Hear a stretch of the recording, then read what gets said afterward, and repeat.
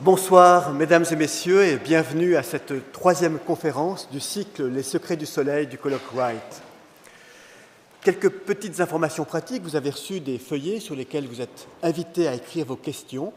Les hôtesses ramasseront ces feuillets à la fin de la conférence du professeur Gerald Meehl, et ces questions seront ensuite posées aux conférenciers à la fin de cette manifestation. Il y aura une petite pause de 5 minutes entre la fin de la conférence et la réponse aux questions. Donc que ceux qui désirent entendre les réponses aux questions restent bien sûr dans la salle. Une autre information, comme vous le savez, le colloque Wright cette année vous propose un spectacle, son et lumière, que vous pouvez voir tous les soirs à 17h45, 19h et 20h30, et ceci jusqu'au 23 novembre. Les deux premières conférences de ce cycle étaient focalisées sur le Soleil proprement dit et ont été données par des astrophysiciens et des physiciens. Les deux prochaines vont s'intéresser aux liens qui existent entre le Soleil et notre petite planète bleue. Et en fait, vont parler évidemment du Soleil comme source d'énergie et comme aussi source potentielle d'influence de notre climat. Je vais maintenant passer la parole au professeur Martin Beniston, qui est climatologue et qui est le directeur de l'Institut des sciences de l'environnement, pour présenter le professeur Gerald Meehl.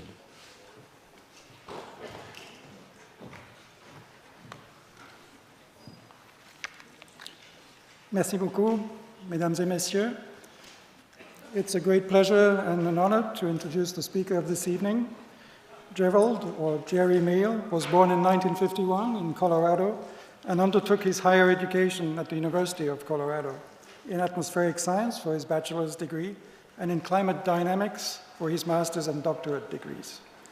He is currently senior scientist at the Climate and Global Dynamics Division at the world-renowned National Center for Atmospheric Research, NCAR, in Boulder, Colorado, a research institution with which he has been closely involved since the late 1970s. His research covers a wide range of topics and interests, with numerical modeling of the climate system a central focus of his work. He has contributed to improving the understanding of ocean-atmosphere interactions, decadal scale climate variability, and more generically, the predictability of climate. In this context, since 2011, he is Vice Chair of the National Research Council Board on Atmospheric Sciences and Climate of the National Academy of Science. Jerry Meehl has been extremely active in shaping many programs aimed at furthering our understanding of the complexities of the climate system. Among these many committees, I mention here the TOGA Core Working Group on Tropical Ocean-Atmosphere Interactions to better understand elements such as El Niño Southern Oscillation, CLIVAR, the Climate Variability and Predictability Initiative of the World Climate Research Program, whose secretariat is at the World Meteorological Organization here in Geneva, and has chaired or been member of numerous national and international committees set up to promote numerical modeling of the atmosphere and climate, such as the NCAR Community Earth System Model. Jerry has an impressive publications record with over 240 peer-reviewed papers that he has authored or co-authored in international scientific literature. I am extrapolating here, Jerry, since the only CV I was provided for this evening dates back to 2012. In 2007, he was finalist for the NCAR Outstanding Publication Award, and in 2009 received the Jules Charney Award, one of the most prestigious distinctions of the American Meteorological Society. Since 2005, he has been associate editor of the Journal of Climate, one of the leading journals in the field. I could, of course, continue for quite some moments here. After all, Jerry Meehl's CV is almost 40 pages long, but we do want to hear Jerry's talk, so I will close here with a final excerpt from his CV that brings testimony to his international stature. He has been involved from the very beginning in the activities of the IPCC, the Intergovernmental Panel on Climate Change, as a contributing author in the first assessment report back in 1990, and subsequently as convening lead author in all reports up to the most recent fifth assessment report, published just 1 year ago. As you probably know, the IPCC was awarded the Nobel Peace Prize in 2007. Jerry, I'm looking really forward to your talk, so may I now ask you to come to the podium. Thank you very much.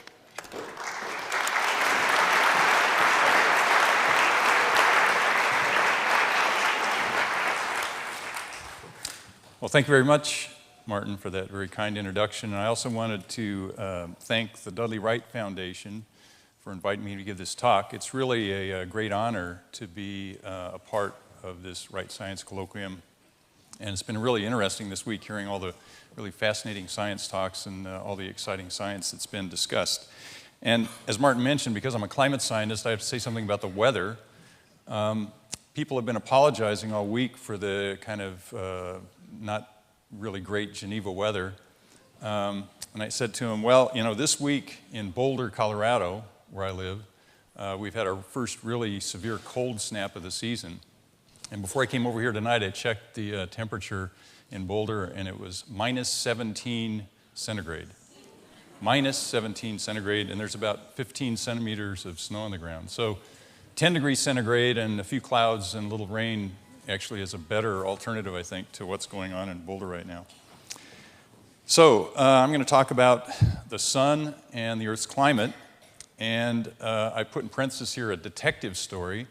I really don't need to put that on here, I think, because the talks you've heard this week already, you understand that science is really about being a detective. Scientists are detectives, and they're always trying to figure out what's going on.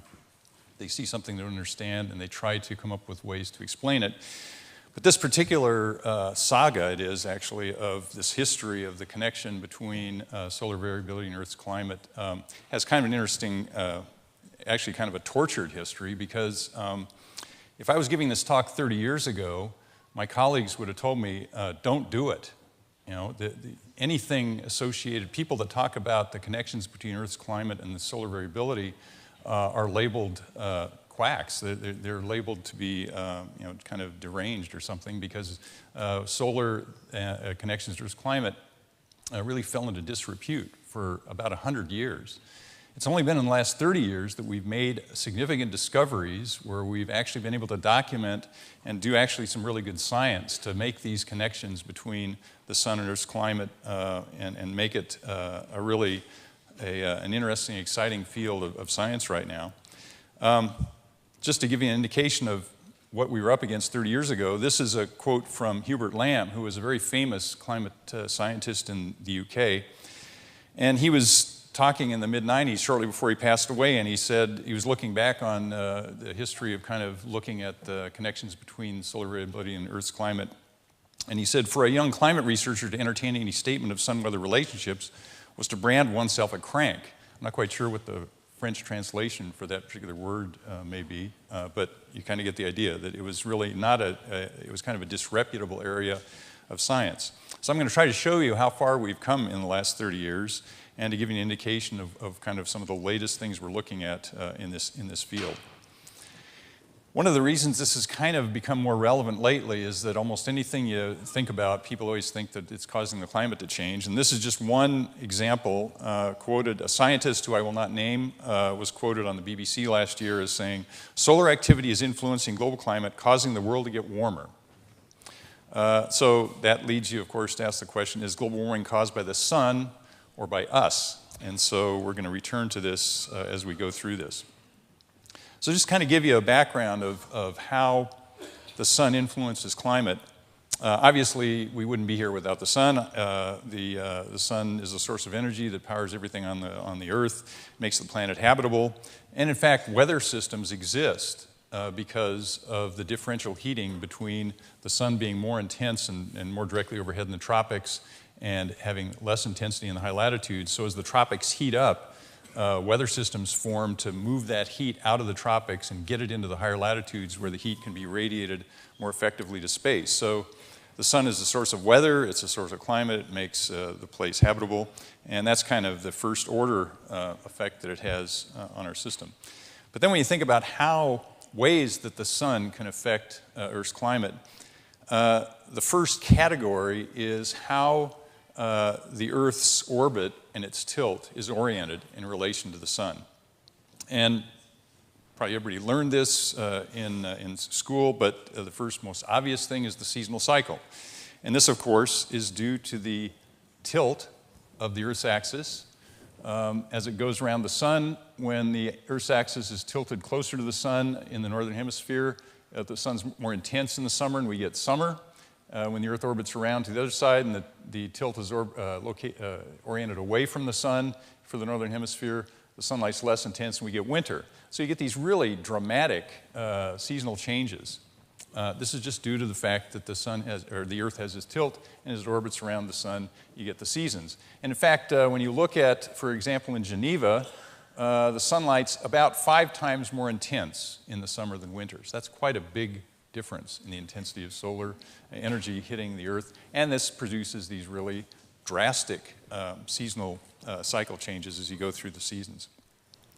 Another way that the Earth's orientation to the sun produces interesting phenomena is something called Milankovitch cycles. And this guy Milankovitch in the early 1900s figured out and did these calculations that the Earth's orbit is not perfectly elliptical. It's actually goes through various changes, and sometimes it's very elliptical as it goes around the sun, and sometimes it's nearly circular.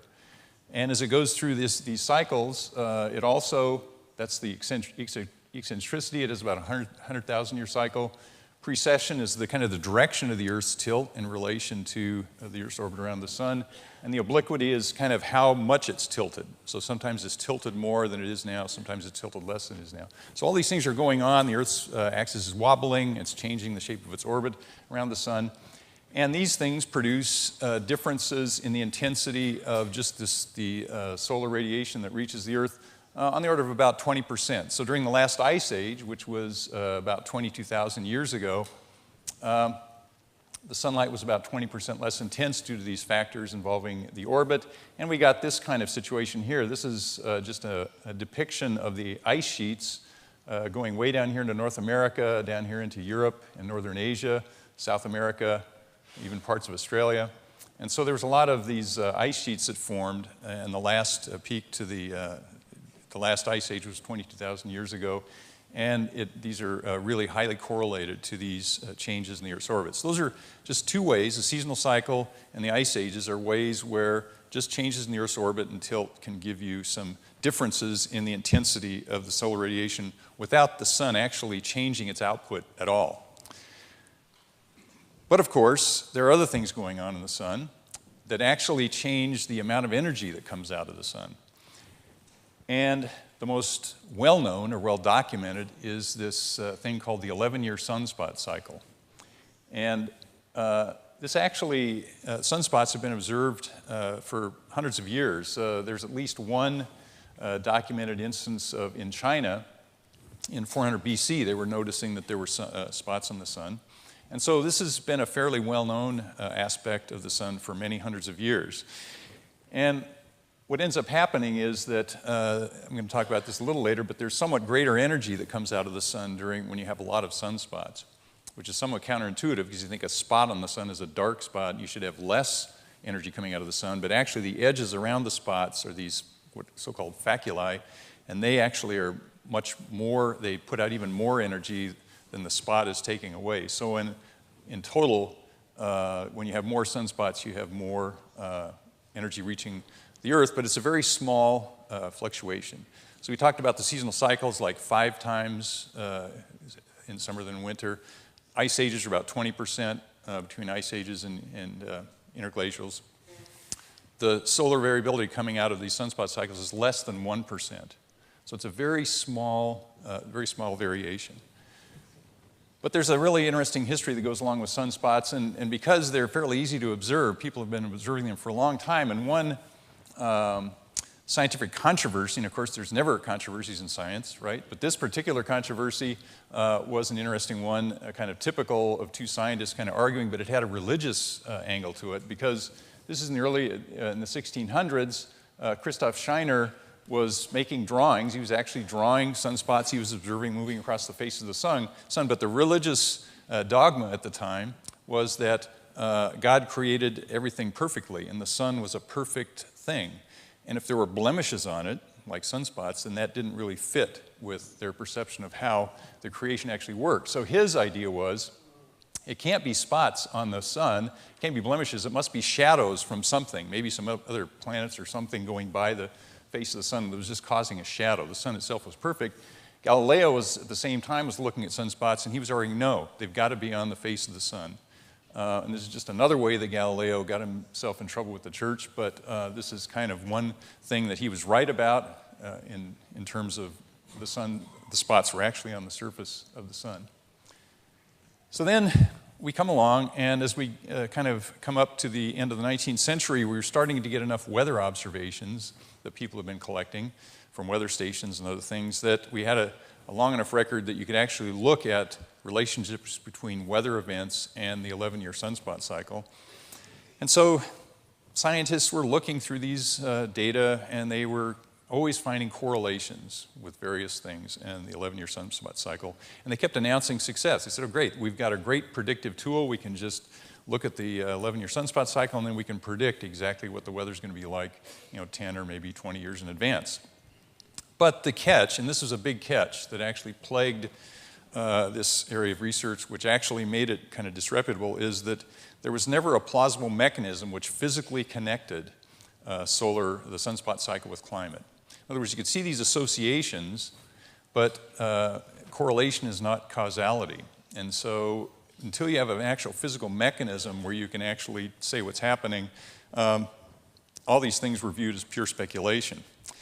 But there were some heavy hitters that were getting involved with this, at least in the US. This guy, Ellsworth Huntington at Yale, he was saying high sunspot numbers mean storminess and rain in some parts of the world. Now we're in the early 20th century. This guy, Charles Greeley Abbott, who was a well-known astrophysicist, he was at the Smithsonian, and he said there's a plain correlation between the sunspot cycle and cycles of temperature on Earth. But even Abbott's measurements, and he was actually trying to measure the differences in solar output with the sunspot cycle, showed that this varied less than 1%. And so people were just saying, well, how could this possibly, this really tiny fluctuation in the output of the sun cause changes or affect the Earth's weather? So we get into the 1920s, and more of these studies are being done, more of these correlations are found with various phenomena. And you had some very well-respected scientists that got into this business, and they were making various predictions. And then, of course, amateurs were kind of doing it and getting their names in the paper, and they were announcing correlations and said, okay, we know enough about these correlations that we can make predictions, but of course, every prediction failed. And this slowly fell into disrepute. And scientists that were kind of looking at this were viewed with great suspicion because, again, there was never any actual mechanism to connect these phenomena.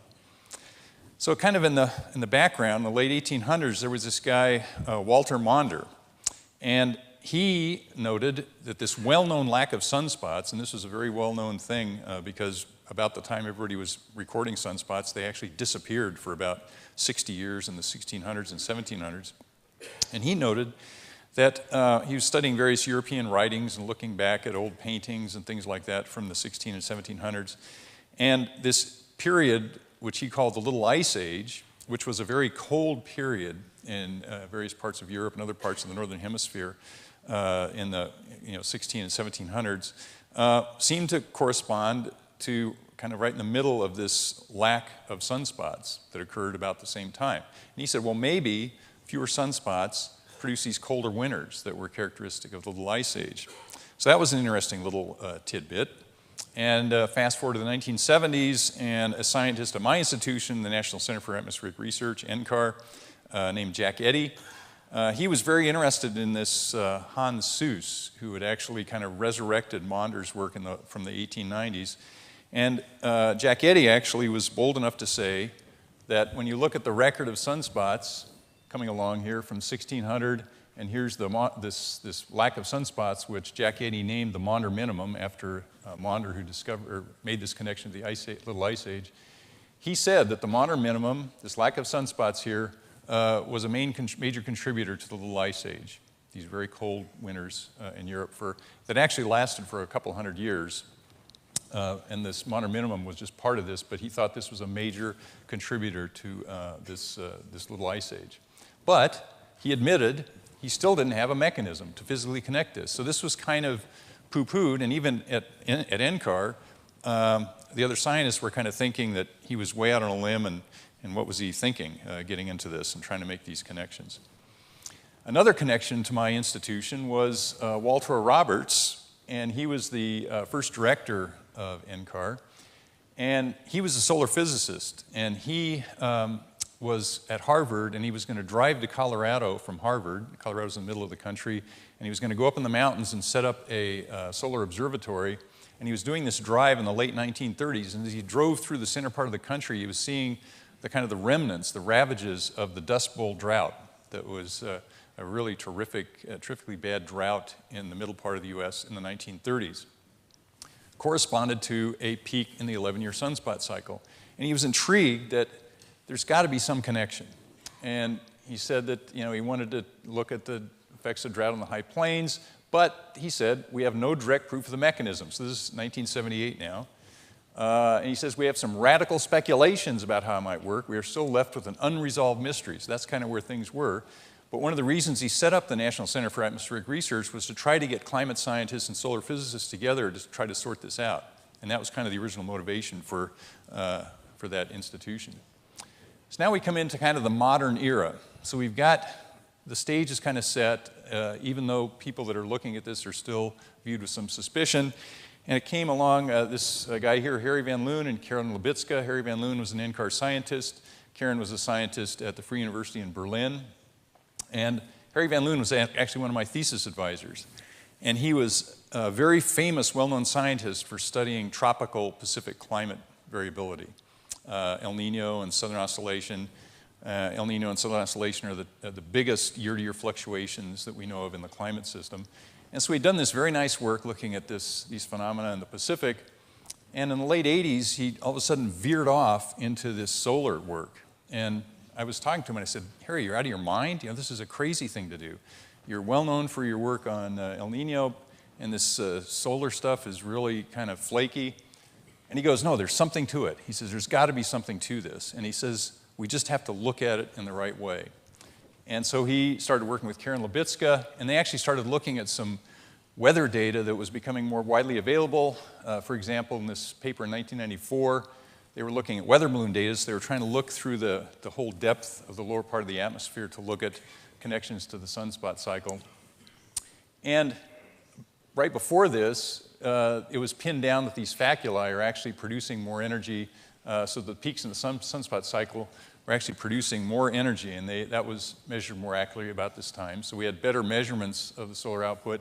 And he was looking at things like the vertical motion in the tropics might be stronger at the peaks of the solar cycle.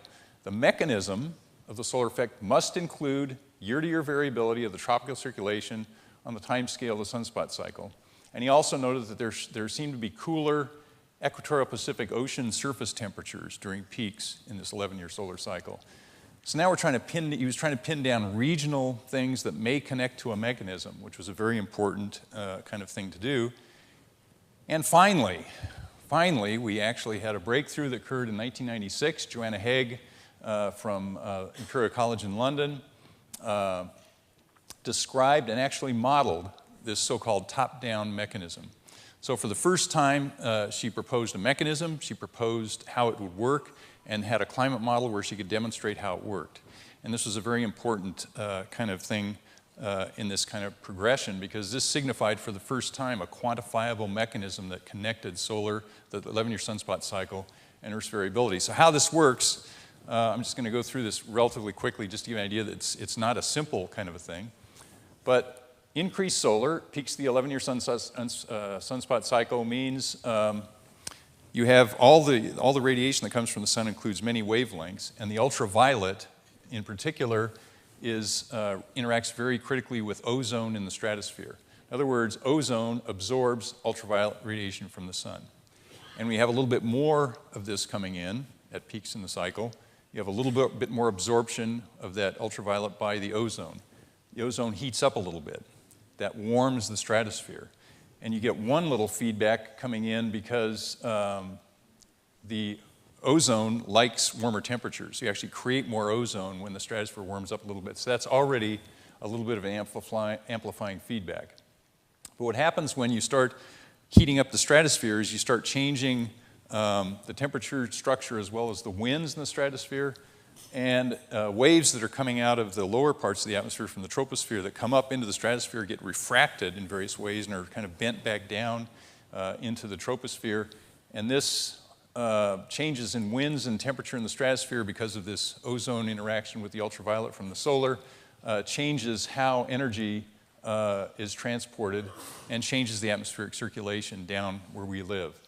There's two effects from this that she documented. One, stronger precipitation in the tropics, which kind of confirms what Harry Van Loon and Karen Labisca were talking about was important, and stronger west winds, a stronger polar vortex that rings the Arctic, and a positive phase is something called the North Atlantic Oscillation, which we'll talk about a little bit later.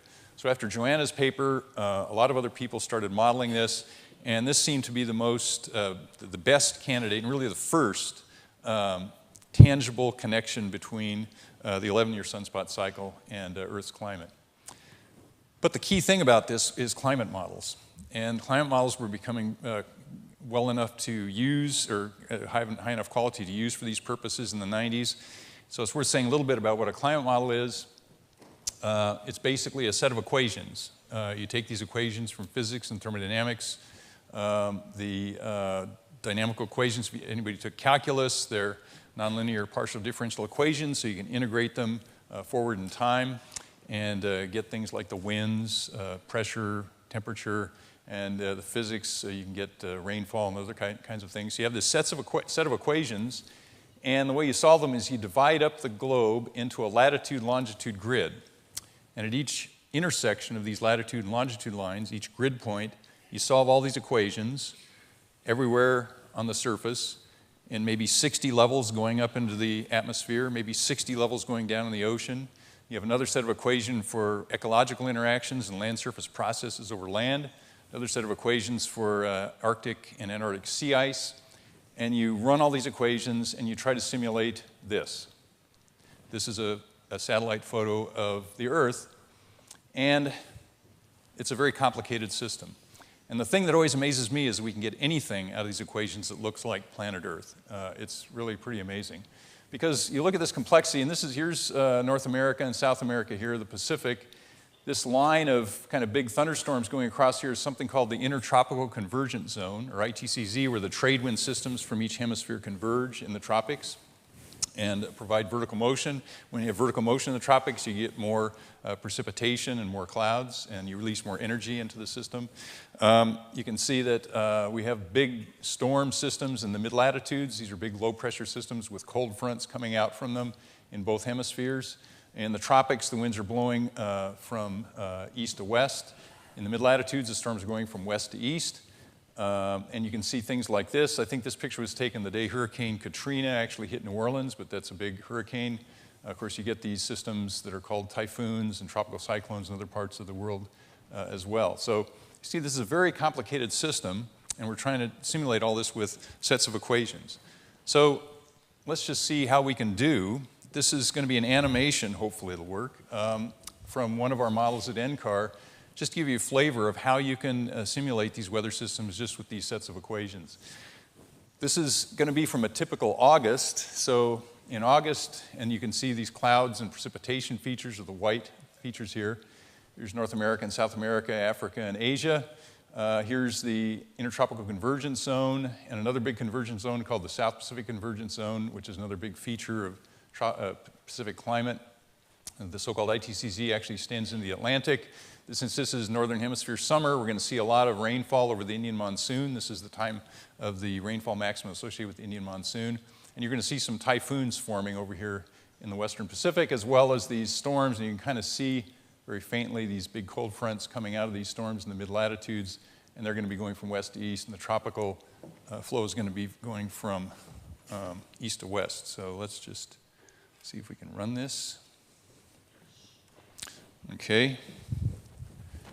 Now you can see these systems are going from east to west with the trade winds. You can see the mid-latitude systems are going from the other direction. Here's a typhoon that's going to come over here into Asia. Here's another one forming.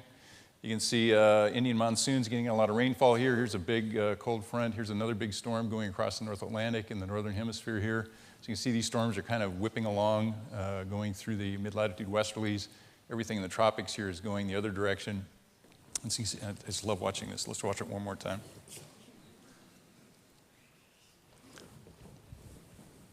So here's a big storm in the southern hemisphere, this big cold front coming down here.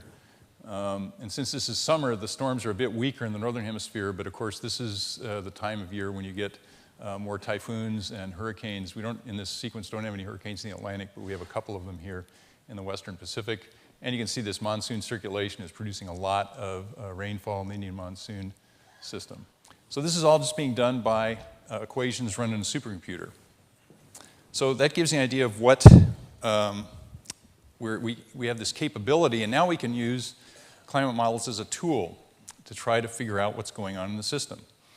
Of course, they have a lot of limitations, but you use them as tools to try to give you some insight. So the first thing we want to try to do, or one of the things we want to try to do, is let's try to simulate 20th century climate with one of these climate models. And I'm going to show this a couple different ways, but the first thing I'm just going to talk about was one of the things that related directly to this solar problem. This is a reconstruction of what's called total solar irradiance. This is the total amount of energy coming out of the sun. This is one of the input variables that goes into the climate model from 1880 up until roughly 2010. The light blue line is the 11-year sunspot cycle, and this is reconstructed from sunspot data. We don't actually have direct measurements of the total output of the sun's energy until the late 1970s, but we've taken those observations from the late 70s from satellites and gone back and recalibrated the sunspots that we observed, that we have sunspot counts from. And you have this reconstructed time evolution of the total solar output, and this blue line is some kind of smoother that's kind of run through there to give you an idea of the kind of the slow fluctuations. And one of the things you see right away is here from the 1900s up to mid-century, there seemed to be kind of a slow increase in the amount of radiation being put out by the sun. And since then, it's been either level or even falling off a little bit.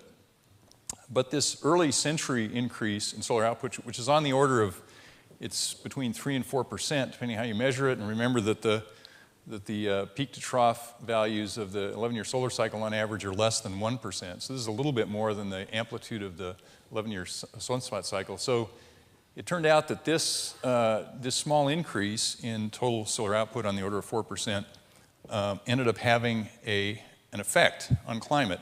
And this is a kind of a complicated map, but I'm just going to show you a couple of features. This was one of the things that we were looking at. I was actually looking at this, and this was still when I was thinking Harry Van Loon was out of his mind for looking at this solar stuff. And I was looking at model output, and this is plots of precipitation from mid-century, or from early century to mid-century, the difference in precipitation, and temperature, surface temperature from early century to mid-century. And these are differences, but there's a lot of kind of blobs and colors, but here's South America, North America, Australia, so this is the Pacific. And remember, that was noted by these earlier modeling studies and by Harry Van Loon and Karen that we want to look for increases of precipitation in the Western Pacific and Eastern Indian Ocean in particular. These orange colors here are increases of precipitation occurring roughly in that area. And we also wanted to see a little bit of a cooler equatorial Pacific ocean surface temperatures during this time period.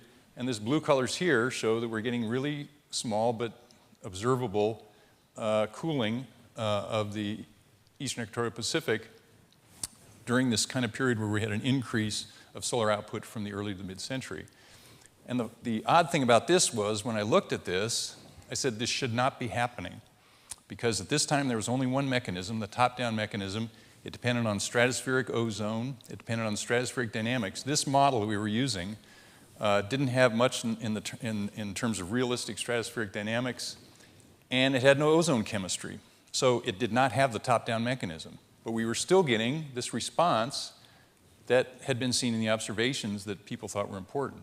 So what's going on? So after quite a while of trying to figure this out, we came up with another mechanism, the so-called bottom-up mechanism.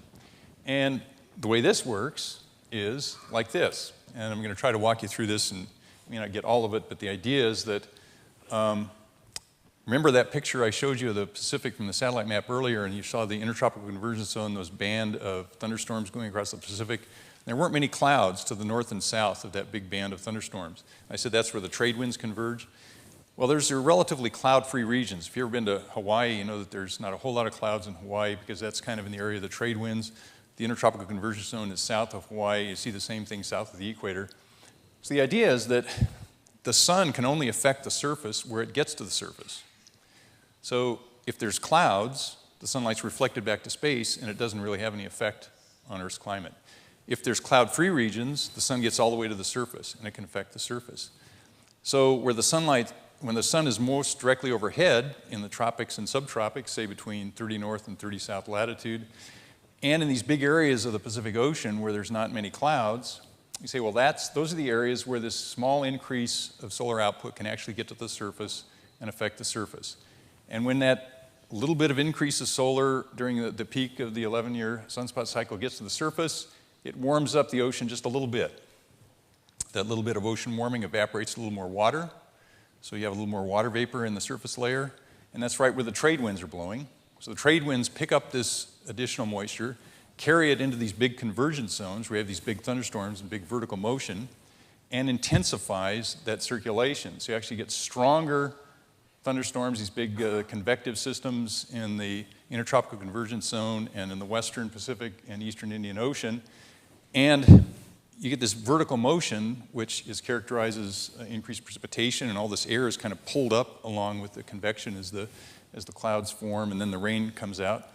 And this mass of air that's going up, it has to come down somewhere, so it actually spreads out as it gets into the upper part of the atmosphere and descends.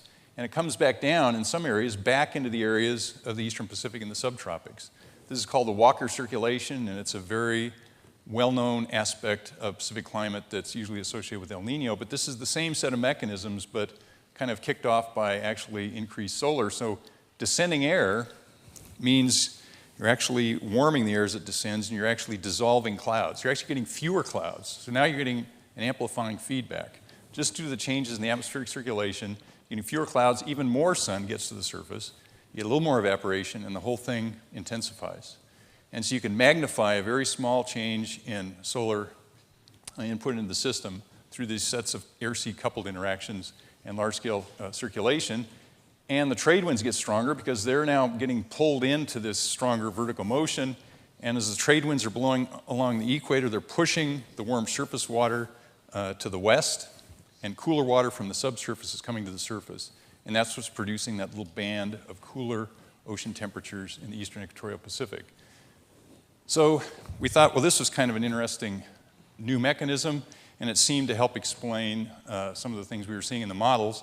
But we still needed to pin this down, so this is kind of more science than you want to look at. But I just wanted to show this because this was a set of experiments we did where just to demonstrate what you can do with a climate model. You can turn things on and off, and you can do kind of controlled experiments to try to test these mechanisms.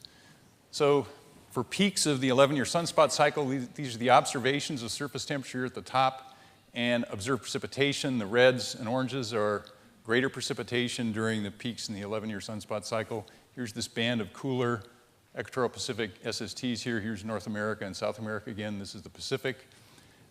If you take a version of the model and you take out the stratospheric processes, you don't have ozone chemistry and you don't have stratospheric dynamics, you're just left with the bottom-up mechanism.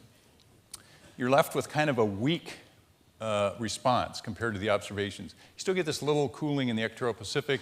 These orange colors here are a little bit of enhanced precipitation in the western Pacific, but it's trying to do it, but it's not very strong. If you take another version of the model and you just have the top-down mechanism, and you do this by shutting off the coupling with the oceans. So now you have no air-sea coupling. Everything's happening in the atmosphere, so your ozone chemistry is working and everything else. Again, just with the top-down mechanism only, it's trying to produce this enhanced precipitation. These orange colors here are greater precipitation in this western Pacific, eastern Indian Ocean area that we thought was important, a little bit in the ITCZ here. But if you have a version of the model, you include both these mechanisms, you can see these colors are a lot darker, so that means you're getting a much stronger signal.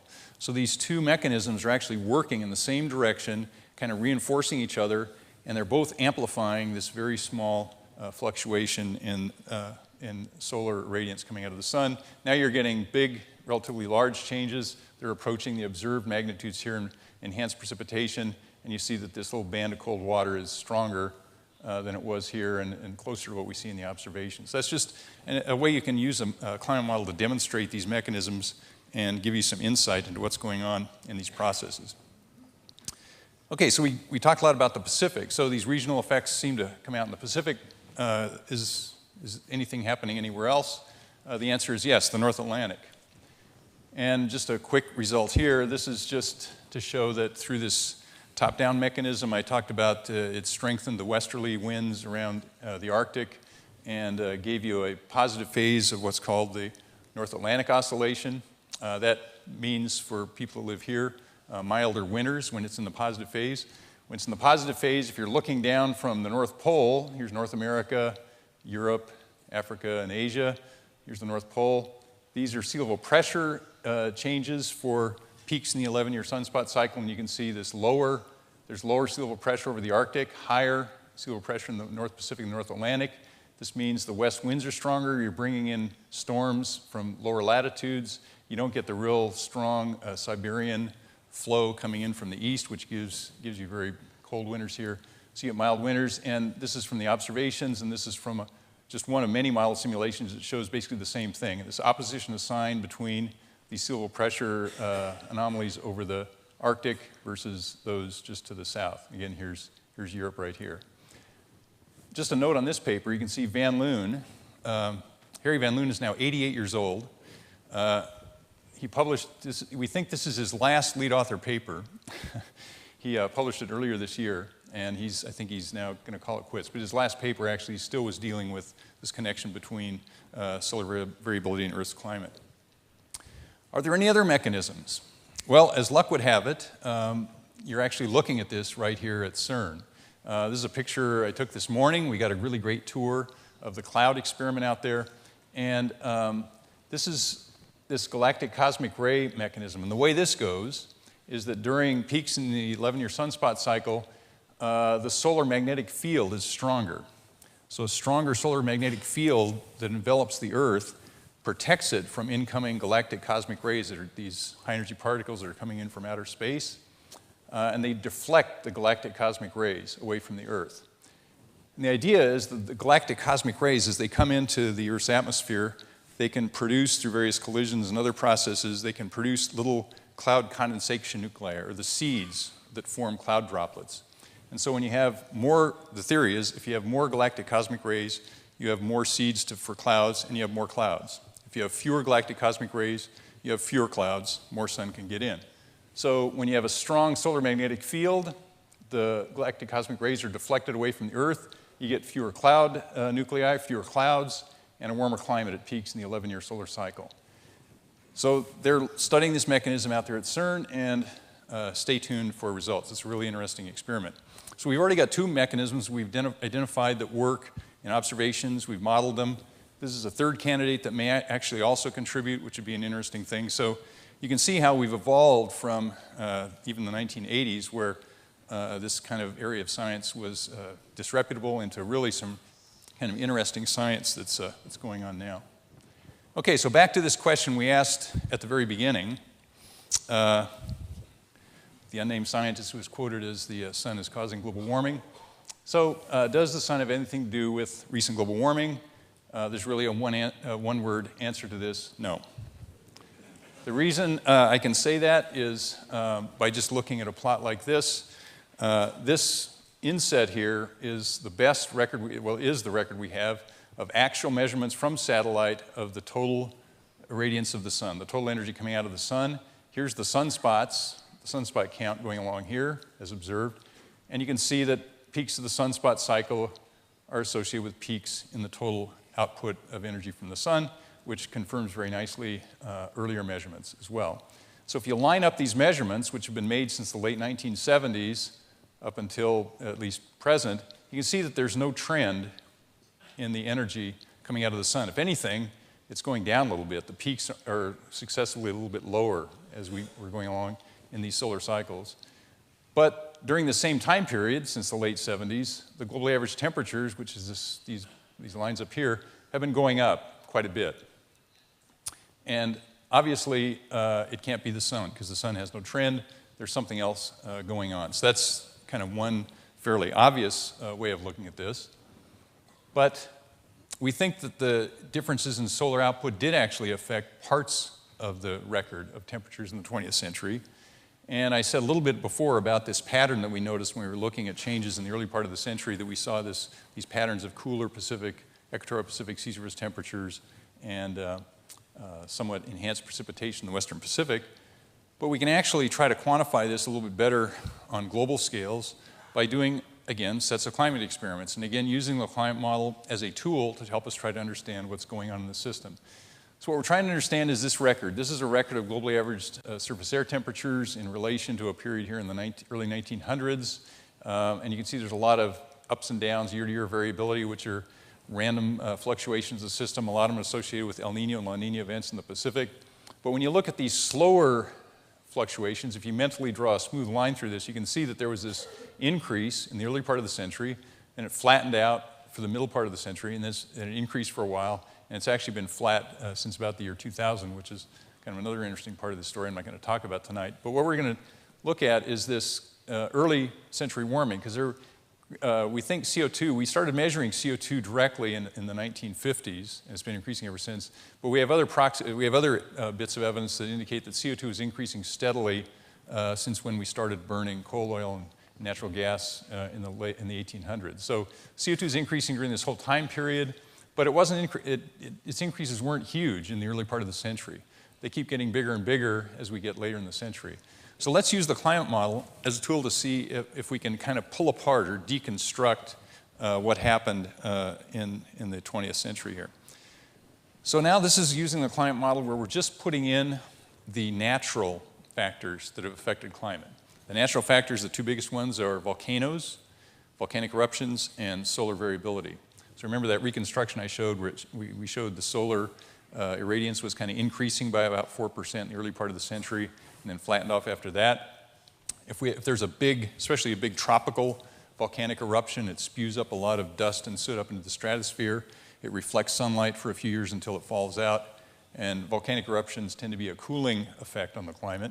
So this is now, you can imagine this line here, this blue line is the average of 5 runs with the model. We run the model more than once to give an idea of the spread among the model simulations, and that's this shading here. So that gives an idea of the uncertainty in what the model is calculating. And you can imagine that these temperatures here, this temperature record going from the late 1800s up until about 2000, is what would have happened on the planet if there would have been no humans. So there's no human effects here. And you see that there's this little bit of warming that occurred in the early part of the century. And then really it's been flat or even decreasing a little bit ever since. So this is evidence for two things. One is that there was this little bit of increase in solar output in the early part of the century that contributed to this. We also didn't have many volcanic eruptions then. So those two things we think are the main contributors to this early century warming. But okay, but what about this kind of late century disagreement here?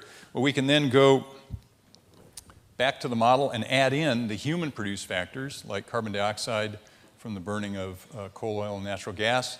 And now we have the natural plus the human-produced, and you can see we're still getting this early century warming because we got that just from the natural.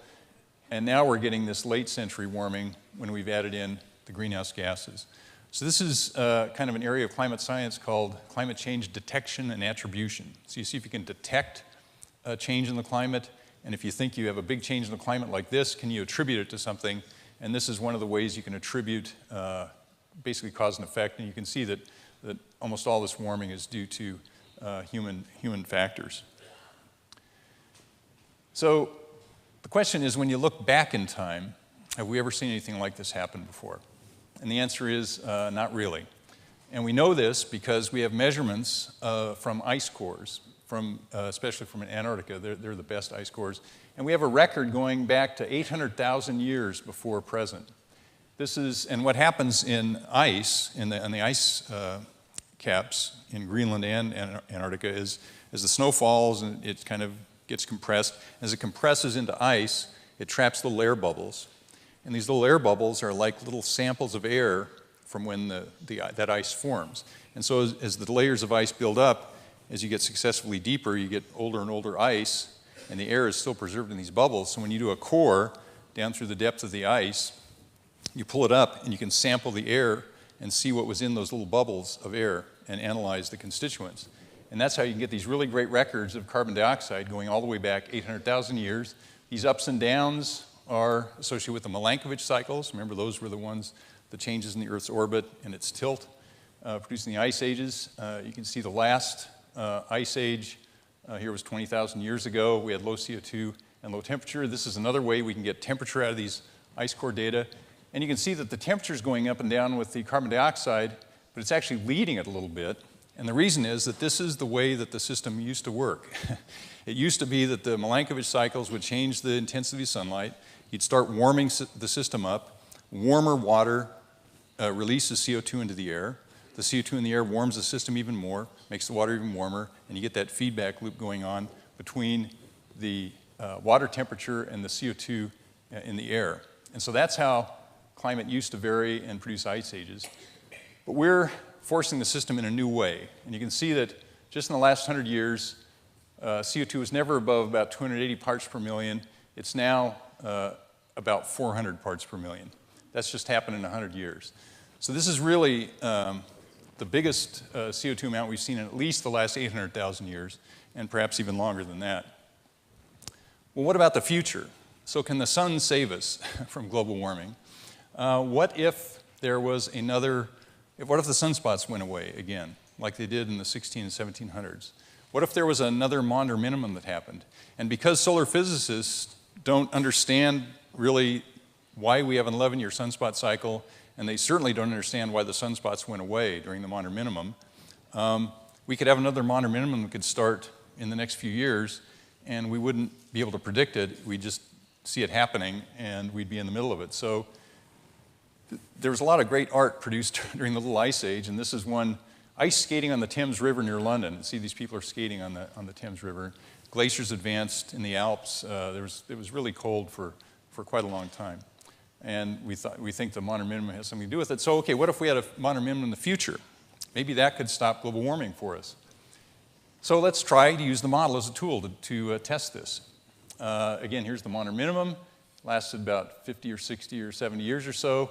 And then our science question, what would the climate response be to a possible future grand solar minimum? Say it started in 2020, just for the sake of argument. We're using a model that accounts for both mechanisms, the top-down and the bottom-up mechanism. And what we're going to do is we're going to put in a Maunder minimum starting in 2020 and running through about 2050 with 0 sunspots and drop the solar energy during that time period. Well, this is what happens.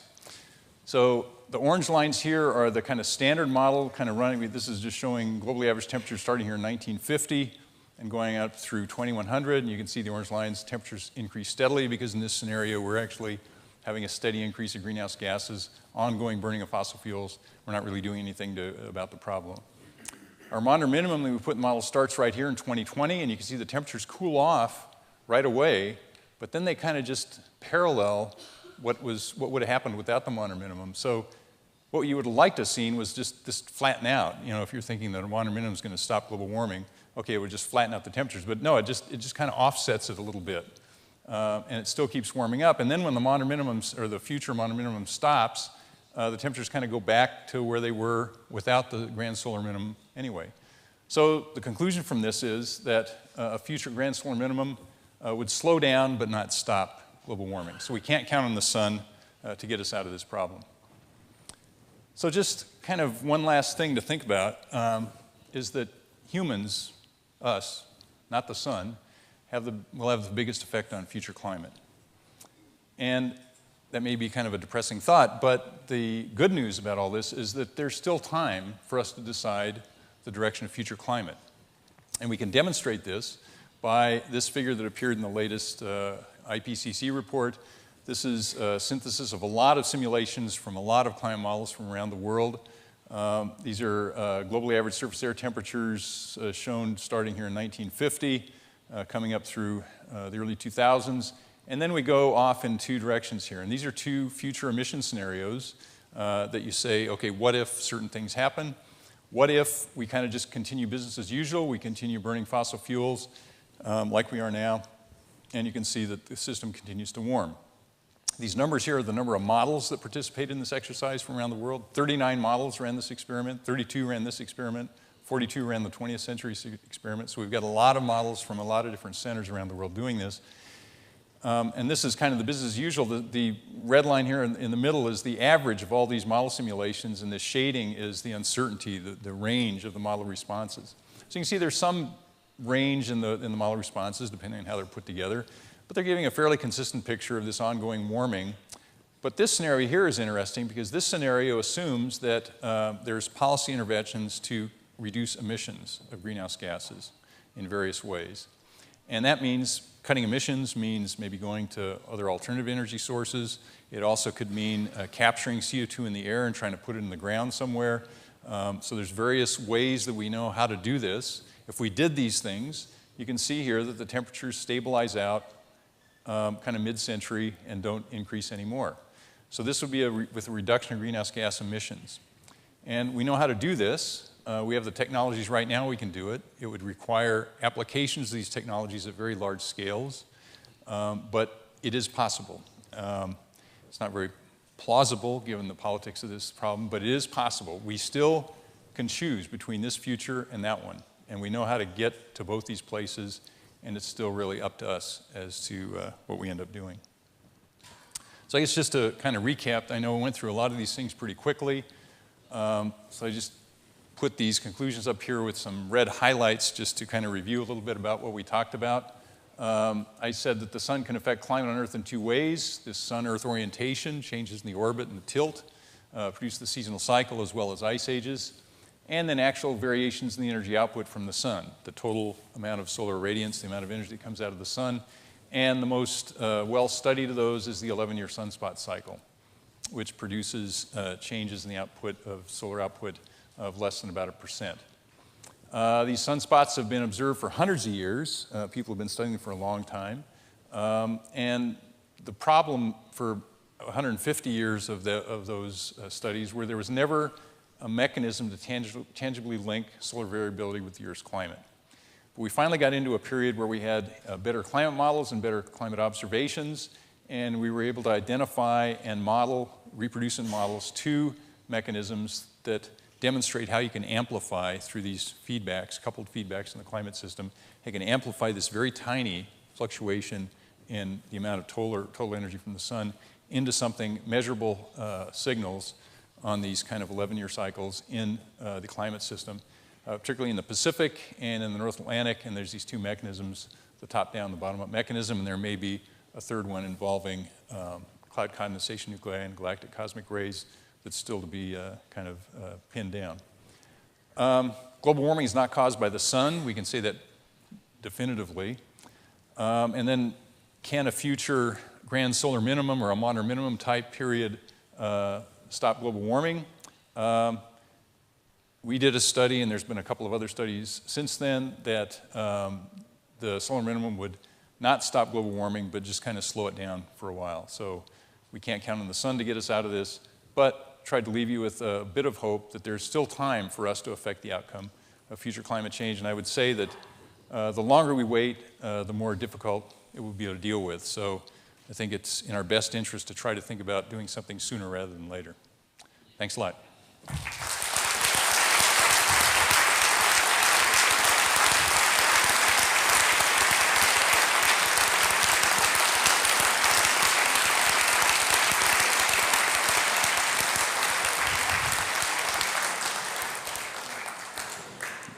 Thank you very much, Jerry, for this fascinating insight into this highly complex system that we call the climate system.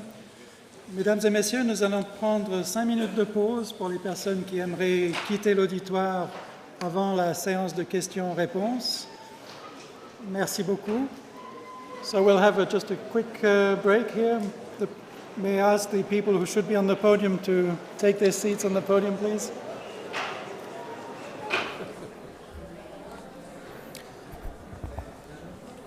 Voilà, merci beaucoup, mesdames et messieurs, pour votre patience. On va maintenant passer à la période de questions et réponses qui va durer environ 20 minutes. On va essayer d'arrêter la soirée autour de 8 heures au plus tard. So, thank you very much for being on the podium. And as you see, there's a whole range of questions here. I'm going to have to refuse some of them now. Thank you very much. Maybe I'll just kick off with... Since we've been very excited over the last couple of days with this highly technical landing of a little robot on the comet yesterday, geoengineering. I got a couple of questions on geoengineering. Is it possible to regulate climate through geoengineering? For example, are the artificial leaves invented by Daniel Nocera here? Could these be a way, a means of reducing the CO2 effect on climate? I can probably start out with this. I think you need to. I think it's on. It's on, okay. The most commonly proposed method for geoengineering, and by geoengineering we're talking about a technological fix to stabilize the climate, in other words, to kind of stop the warming. And the most common one is called solar radiation management, and this can be done in a couple of different ways.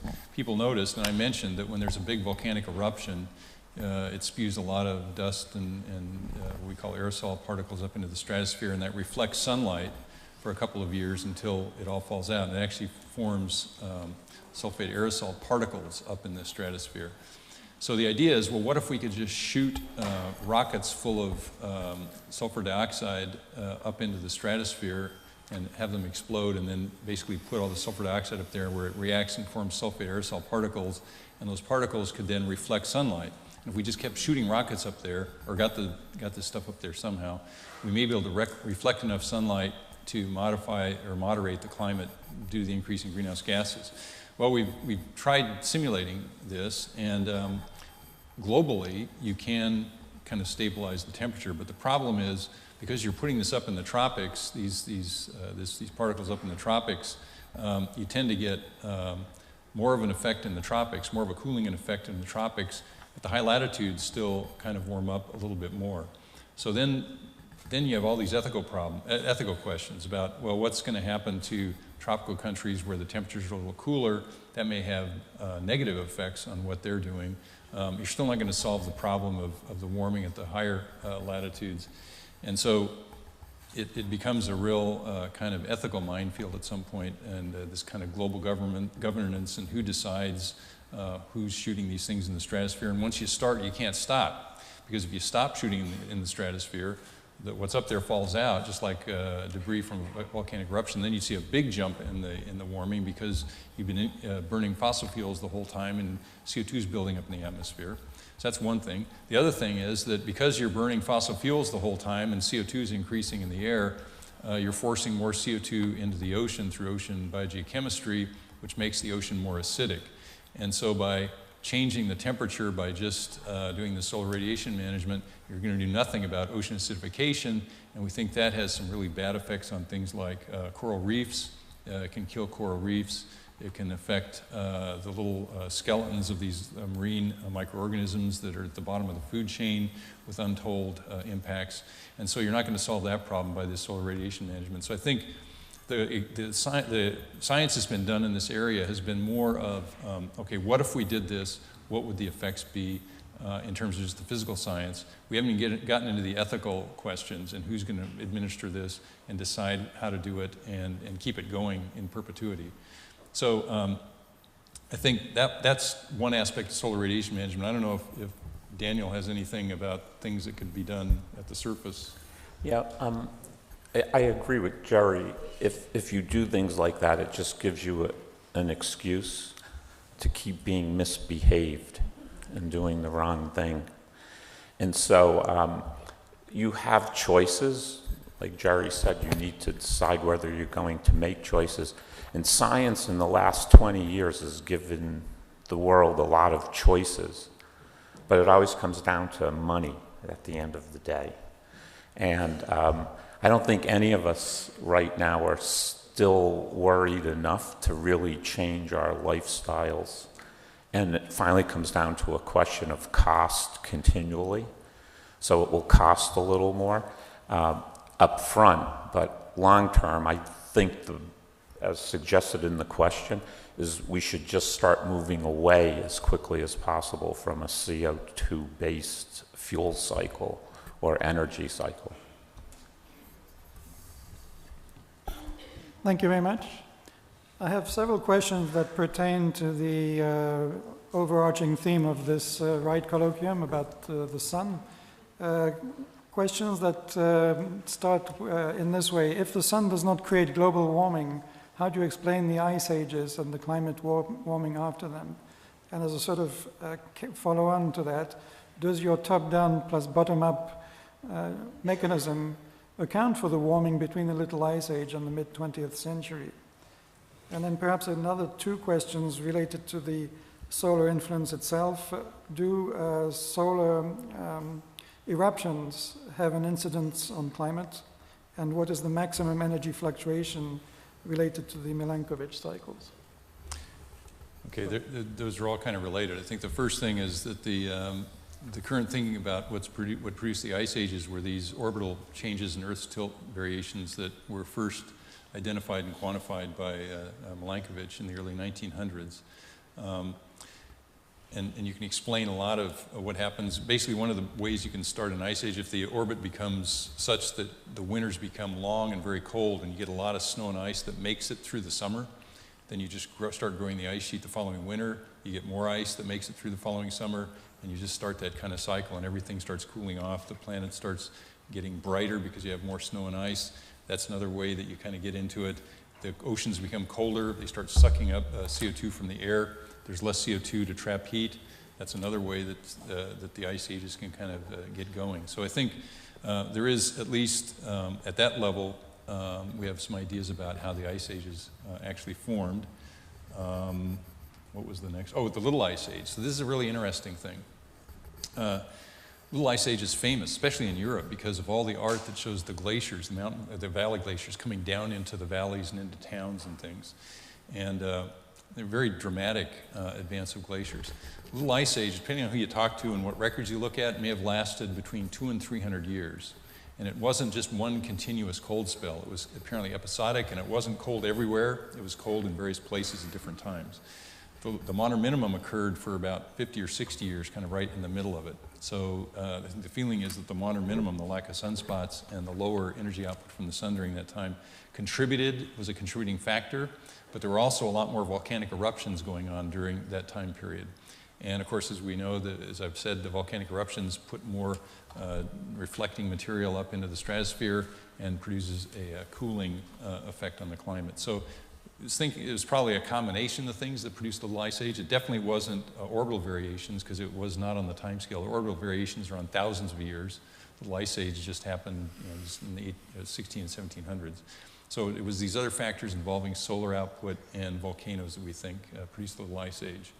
And I can't remember what the last tidbit was there. There was another. What was the sort of range of energy fluctuations? Okay, so just looking at the last ice age that was 22,000 years ago, the peak 22,000 years ago, it was on the order of a 20% decrease in the intensity of sunlight due to mainly changes of the tilt of the Earth's orbit between winter and summer. So that's on the order of 20%. Seasonal cycle is a factor of 5. Output from the sun with the sunspot cycle is less than 1%. So that gives you an idea of the relative magnitude of these forcings. So the ice age forcing is a big one. Any other comment? Oh, solar flares, something else, solar flares. Yeah. You want to say something about that? Or? Would you repeat the question? The question was, do solar flares influence things like extreme events, for example, in the climate system? Well, that may be something you want to deal with in terms of Well, the effect I'm not a on solar climate. physicist. But, I mean, solar flares have effects on things. They affect the particle stream coming toward the solar wind coming towards the Earth, and that has effects on the Earth's magnetic field. It has effects on ground currents and things of that nature, and you can get storm-like effects associated with solar flares. I'll turn it over to you in terms of the effects on climate associated with changes in magnetic field and so on. I think what we see in the peaks of the 11-year sunspot cycle, you get more solar flares associated with when you have more sunspots. A lot of them are kind of right on the edges of the sunspots. You can see them when they kind of get on the edge of the sun. You can see these big flare things coming out. When you get a big flare, like Art said, you get this stream of charged particles that heads toward the Earth, and it disrupts the ionosphere, which then disrupts radio communications and all kinds of other things. And there's actually a center in Boulder that they monitor the sun, and if there's a big solar flare or solar eruption, they put out warnings, because you have a little bit of time before the particles actually get to the Earth, and they do this monitoring and warning system. It's called space weather. So they actually try to monitor what's going on the surface of the sun and how it may affect, especially communications on Earth. Okay, I've got a few questions here that move away from the direct topic of this evening's conference on climate, but more related to solar physics per se. I think the first question Jerry actually answered during his talk, but it was if solar sunspots are so energy containing, why do we see them as being black? And then what kind of theories have tried to explain what causes the sunspots and their cycles? And is there any link between magnetic reversal on our planet and solar cycles? Well, I'll answer the first two, and Art can do the second one. So these are exactly the questions I asked my solar physics colleagues when I got drawn into this problem. And I actually didn't go into this willingly, by the way. I only went into it when we could see these responses in our climate model that shouldn't have been there. And I was trying to figure out why this was happening, and that's how I get kind of drawn into this. But when I got into this, I was asking, and we have a solar physics group at NCART, and I asked these guys, I said, well, these are spots, right? How come you get more solar output when there's these dark spots? And they go, well, it's not the spot, it's the faculi. The edges are brighter and have stronger magnetic fields, and they actually produce more energy that's even greater than the dark spot, which would obviously give you less energy coming out of it. So that was the answer they gave me to that. What produces them, I asked them that question too, and they said, well, we have ideas about what's producing the sunspots, but we don't know what's producing this 11-year cycle. And I said, you're kidding me. I mean, this has been observed since 400 BC, and you guys still don't know what's producing the 11-year sunspot cycle. They said, no, we don't. We have some theories, and the solar dynamo theory is a popular one that involves convection in the sun, and these things come up and they rotate around and they move towards the poles of the sun. And they actually have solar dynamo models. They're predictive models, and they were trying to predict the next sunspot cycle, and they were doing this in 2007, 2008 when we were writing these papers, and they were predicting the next solar max. And then we went into this prolonged solar minimum that lasted for 3 or 4 years that none of the models predicted. So it was back to the drawing board for the models. So they really don't, and so I thought, well, this is, I was wondering why this was the way it is. And they said, well, it's hard to observe things on the sun, and because we think a lot of what goes on that's important on the sun is happening beneath the surface, we have to infer what's going on because we can't shoot a probe in there, and we can't, we have to infer things. This is the kind of thing Art was talking about. We were looking at some of the charged particles that are coming out of the sun and trying to infer what's going on deep inside the sun. So I think that's one of the, solar physics is a really tough science because they're really observation limited. They're trying to look at things and try to infer what's going on in the depths of the sun to give them some idea of what may be going on. Maybe Art, you can say a little more about how you measure things from the sun. Yeah, well, in terms of attempting to understand the sun in some detail, the central region of the sun, as I talked about Tuesday evening, is the area where the energy is being generated by and large. The majority of the nuclear power is being generated close to the center of the sun, and there's a radiative zone which extends out for more than 2/3 of the radius of the sun. And in that region, it's a relatively stable situation in which you have very dense material that's being heated by these nuclear reactions in the center. And as I spoke on Tuesday, we were able to observe those nuclear reactions using neutrinos that penetrate through this material and give us quite accurate indication that we understand which reactions are powering the sun and how much energy is being produced there. When you get close to the surface of the sun, you get into a convective zone. You get into a situation in which temperature differences result in the movement of material. And that's a much more chaotic type of situation. It is felt that the core of a sunspot is caused by a very intense magnetic flux. And there are theories that seem in general to be ways of understanding how you get very intense magnetic fields near the surface of the sun. This solar dynamo theory that was being discussed is simply the fact that there are different parts of the sun that are rotating at slightly different speeds. And so you end up with charged particles moving differentially as a result of these differences in rotation, and when you have charged particles moving, it can generate magnetic fields.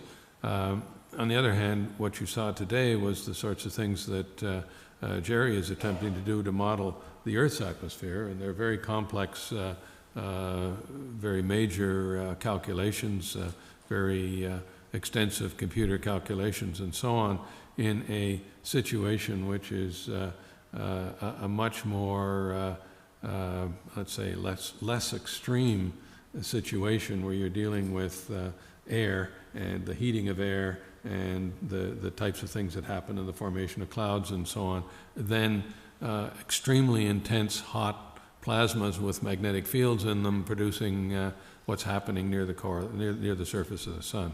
And so it is true that solar physicists, it's not an area that I work in, but they've been struggling for a long while to try to understand details of the chaotic behavior and also origins of the solar cycle.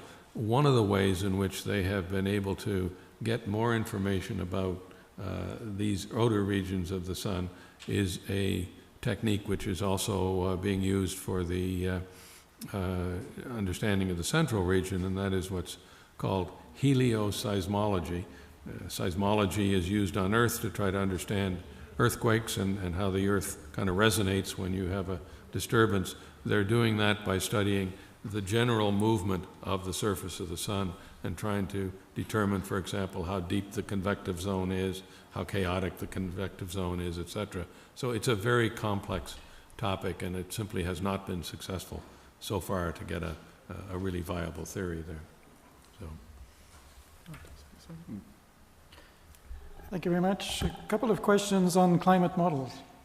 The first one is, how independent are the models that were used in the experiments that you showed to show the difference between a sort of climate being forced by natural forcing factors only and natural factors plus the anthropogenic effect? And then what other parameters besides CO2 are used in these models? For example, did you take into account land use changes, loss of forests, things like that? Yeah, so the second question first, the answer is yes. We do take into account pretty much every constituent that we have measurements of that we know affect the climate system. So it's not only CO2, but it's also methane, other greenhouse gases. We can take into account ozone changes. We're getting models now that actually have atmospheric chemistry as part of the model, so it's calculating these various chemical reactions that produce and destroy ozone and other things. The top-down mechanism, those versions of the model had ozone chemistry in them. That was one of the first chemical reactions that was put in a climate model, was ozone chemistry. It was mainly put in to study the ozone hole, because that's still a very relevant topic. And that community, that was their first objective, was to try to get stratospheric ozone chemistry to study the ozone hole. But it turned out to have other benefits, looking at things like the reaction of the Earth's climate to solar variability. We put in land use changes. We put that in. Some models now have dynamical land cover, where the land cover can respond to climate. In other words, the plants can move around, slowly of course, but they can, if the precipitation regime changes, they can start growing in other areas. So you can look at changes in vegetation over time. So we try to account for as much as possible, but of course these are only tools. They're not totally complete. The limitation we have is computer time. One of the first applications of early computers in the 1950s was to produce a weather forecast with a very simple atmospheric model. And that's historically been one of the parts of science that's pushed or tried to take advantage of the limits of the available supercomputer power, because the faster and the bigger the supercomputer, the more detail you can include in the model. The more detail you include in the model, the more realistic it is, and the better a tool you have to look at things. We still, there's three aspects of this science, climate science, that have to happen simultaneously. One is good observations. So we need observations of the climate system, as many as we can get through the depth of the atmosphere, depth of the ocean, sea ice, land surface, everything else. One is understanding processes. This is just understanding what's going on out there and how this system works. And the other one is modeling it, being able to model it. And we use the models as these tools to try to help understand what's going on in the system. So all those three things have to happen to advance climate science. So we use these imperfect climate models that actually do a relatively good job kind of to a first order, but of course they still have limitations. But we use them kind of with all the limitations and take those into account and try to learn something about the system. Okay, we're slowly coming to 8 p.m. Maybe just to close the session, a couple of questions which are more policy related. The first one is, well, in fact, both go in the same direction. If you want to guarantee a sort of upper limit to, say, 2 degrees beyond pre-industrial values, how much and how fast should CO2 emissions be cut? Okay, that question relates to that last slide that I showed, where I showed the kind of the business as usual warming going up by 4 degrees by the end of the century, and the other one, the kind of the purple line that kind of leveled out. That leveled out line is a scenario which stabilizes warming at this kind of target that's been mentioned in the policy world to keep the warming less than 2 degrees centigrade above the pre-industrial value. We're already more than halfway there, so we don't have a whole lot of wiggle room there. But to get there, and there's a whole community of scientists that use things called integrated assessment models, and they are the group that actually produce these possible future scenarios. And their integrated assessment models have components. They have an economic component, they have a demographic component, they have an energy use component, a simple climate component, and they run these models and they kind of try to game the system. They say, okay, what if a population increased at a certain rate? What would the emissions of greenhouse gases be over the 21st century? Or what if economic activity did something, and what would happen? So for them to get to that stabilized climate by the end of the century, they have to get, by 2075, you have to have negative emissions. And negative emissions of CO2 means you're pulling more CO2 out of the air than you're putting in. So that's a fairly significant challenge, as you can imagine, but you have to actually be pulling CO2 out of the air to bring the concentrations down and level them out. One of their rules they have when they form these scenarios that we use in our climate models, because we take the scenarios they produce and then we run them in the big global climate models to see what the climate effects are. But one of the rules that they have when they're producing these scenarios is you can't expect miracles. So they have to take existing technologies that we know about and apply them in certain ways to get certain outcomes. So there's already carbon capture, the CO2 capture and storage technology that exists. You can actually take CO2 out of smokestacks, and it's done to produce commercial CO2 actually for carbonation and other things. So we know that technology exists. The trick with that is where to put it once you capture it. And so there's ideas about where you can put it underground, but there's all kinds of issues with how that would work. But if you could apply that technology, you could actually do this. You could actually plant more trees. That's a kind of a typical one because trees pull CO2 out of the air. And who knows, there may be, by 2060, somebody at CERN may come up with a really great way to pull CO2 out of the air and really have a way to put these collectors out, and that would really help the problem. But we don't know, we can't count on that happening. So even with existing technologies, if applied in the right way, we could actually hit that target of negative emissions by 2075, but it would be very difficult, I would say, but it is possible. So, a bit of optimism. Yeah. Thanks a lot, Jerry. Thanks to our panelists. I think we'll close this very interesting session for this evening. Thanks again to the audience. Je suis désolé pour toutes les personnes qui n'ont pas pu avoir leurs questions posées pour elles, mais c'est un peu les règles du jeu, malheureusement. Thank you very much. Merci beaucoup et bonne soirée. I need a solar